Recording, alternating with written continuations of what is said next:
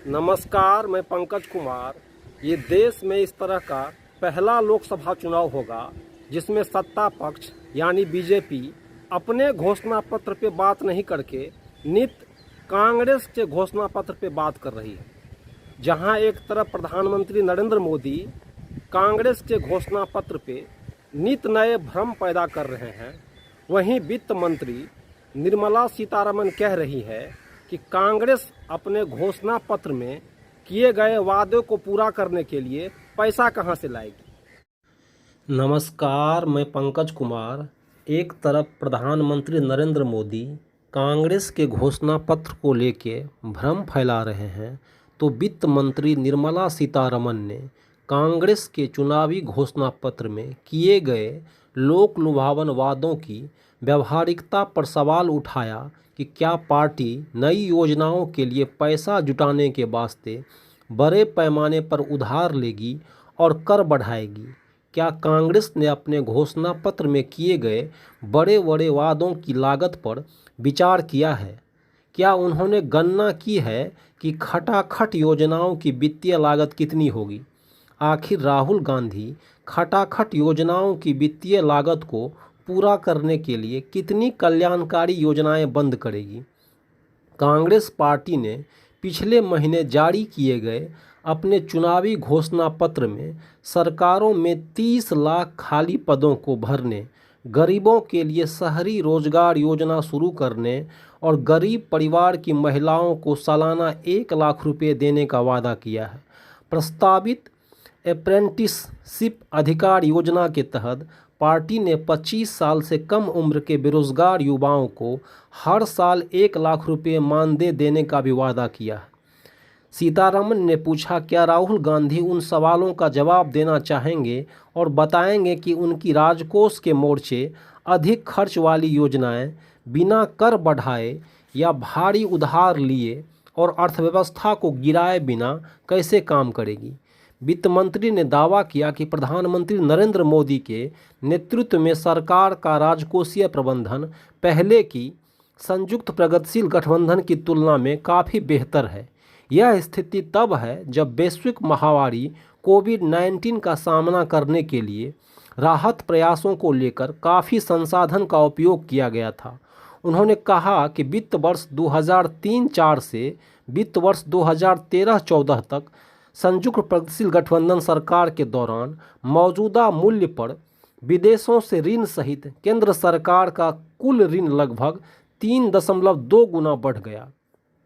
यह मार्च 2004 में 18.74 लाख करोड़ रुपये से बढ़कर मार्च 2014 में 58.59 लाख करोड़ रुपये हो गया। उन्होंने कहा कि वहीं वित्त वर्ष 2023-24 में यह बढ़कर 172.37 लाख करोड़ रुपये अनुमानित हो गया है, यानी इसमें 2.9 गुना वृद्धि हुई, जो संयुक्त प्रगतिशील गठबंधन सरकार के दौरान हुई वृद्धि से कम है। वित्त मंत्री ने कहा कि मोदी के नेतृत्व वाली सरकार ने वैश्विक महामारी के बाद आर्थिक वृद्धि को बनाए रखते हुए राजकोषीय मजबूती के लिए एक संतुलित दृष्टिकोण अपनाया है। राजकोषीय प्रबंधन, विशेषकर कर्ज को लेकर के बारे में हाल के दिनों में बहुत कुछ कहा गया। उन्होंने कहा, कई बार सकल घरेलू उत्पाद यानी जीडीपी की वृद्धि पर विचार किए बिना निरपेक्ष या पूर्ण आंकड़ों की तुलना की गई है, जबकि हम जीडीपी के आधार पर कर्ज की गणना करते हैं। मैं कांग्रेस के उलट एक स्पष्ट तस्वीर सामने रखना चाहूँगी। कांग्रेस ऊंचे ऊंचे वादों के पीछे चीज़ों को छुपाती है जो कतई पारदर्शी नहीं है और वास्तविकता से कोसों दूर है। यह हमारी सरकार के मजबूत वित्तीय प्रबंधन को बताता है। कांग्रेस के नेतृत्व वाली संयुक्त प्रगतिशील गठबंधन सरकार के तहत वास्तविक घाटा बजटीय घाटे से कहीं अधिक था।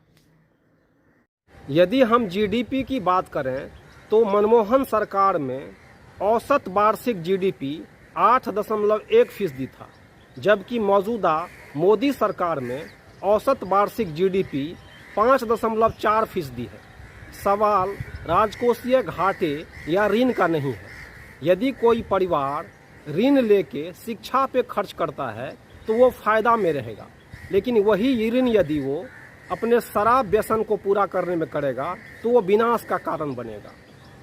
यदि वित्त मंत्री कभी कुछ कहती है वित्तीय मामले पे तो लोग उसको गंभीरता से लेते हैं, लेकिन वित्त मंत्री कभी ये नहीं बताती है कि जब मोदी सरकार के भारी भरकम कुनबा करोड़ों रुपए अपने सुरक्षा के नाम पे खर्च करती है या अरबों रुपए का सरकारी विज्ञापन पे खर्च होता है, तो वो राजकोष पे कितना दबाव बढ़ाता है, वो किस तरह से राजकोष पे दबाव बढ़ाता है और उसका पैसा, उसमें जनता के कर का पैसा कितना लगता है, वित्त मंत्री इस पे कभी नहीं बोलती है।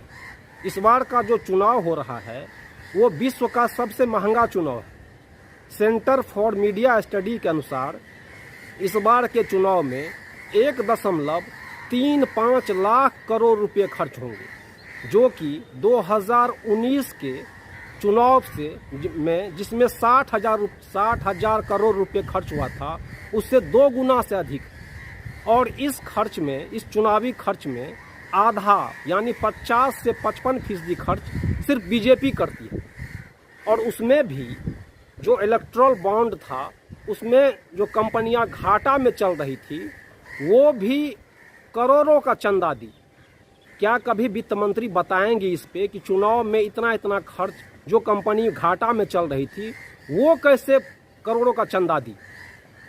इस पे खुलासा कभी हुआ है? कभी वित्त मंत्री की तरफ से कुछ कहा गया है? सवाल पैसे का नहीं है, सवाल कांग्रेस के मैनिफेस्टो का नहीं है, सवाल हमारी प्राथमिकता का है। क्या सरकार के प्राथमिकता में गरीबी, बेरोजगारी, शिक्षा, स्वास्थ्य, उद्योग धंधे, खेती किसानी है? प्राथमिकता में इन मुद्दों की कितनी अहमियत है? और यही तो सच्चे मामले में नेतृत्व की काबिलियत और उसके मजबूती की परीक्षा है कि आप कम संसाधन में जन सरोकार के मुद्दे को किस तरह पूरा करते हैं। आप देख रहे हैं पंकज का संवाद पटना के बाजार समिति से। नमस्कार, मैं पंकज कुमार।